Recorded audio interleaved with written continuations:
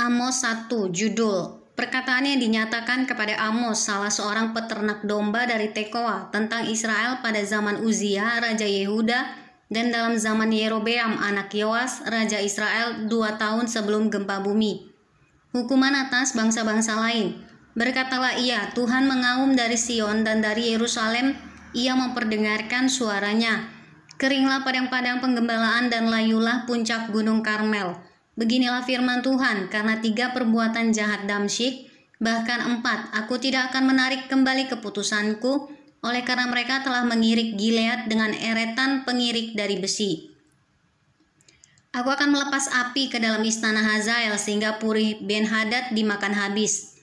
Aku akan mematahkan palang pintu Damsyik dan melenyapkan penduduk dari Bikeat Awen, serta pemegang tongkat kerajaan dari Bet Eden, dan rakyat Aram harus pergi sebagai orang buangan ke Kir. Firman Tuhan. Beginilah firman Tuhan, karena 3 perbuatan jahat Gaza, bahkan 4, aku tidak akan menarik kembali keputusanku, oleh karena mereka telah mengangkut ke dalam pembuangan suatu bangsa seluruhnya.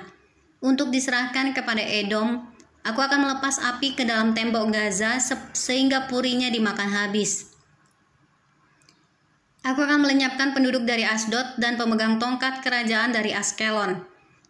Aku akan mengacungkan tanganku melawan Ekron sehingga binasalah sisa-sisa orang Filistin, firman Tuhan Allah.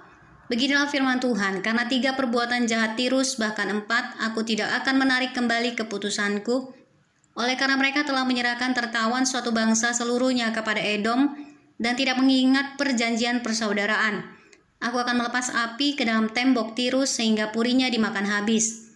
Beginilah firman Tuhan, karena 3 perbuatan jahat Edom, bahkan 4, aku tidak akan menarik kembali keputusanku, oleh karena ia mengejar saudaranya dengan pedang dan mengekang belas kasihannya, memendamkan amarahnya untuk selamanya dan menyimpan gemasnya untuk seterusnya. Aku akan melepas api ke dalam Teman sehingga Puri Bozra dimakan habis. Beginilah firman Tuhan, karena 3 perbuatan jahat Bani Amon, bahkan 4, aku tidak akan menarik kembali keputusanku, oleh karena mereka membelah perut perempuan-perempuan hamil di Gilead, dengan maksud meluaskan daerah mereka sendiri. Aku akan menyalakan api di dalam tembok Rabah sehingga purinya dimakan habis. Diiringi sorak-sorai pada waktu pertempuran, diiringi angin badai pada waktu puting beliung, dan raja mereka harus pergi sebagai orang buangan. Ia bersama-sama dengan pembesar-pembesarnya, firman Tuhan.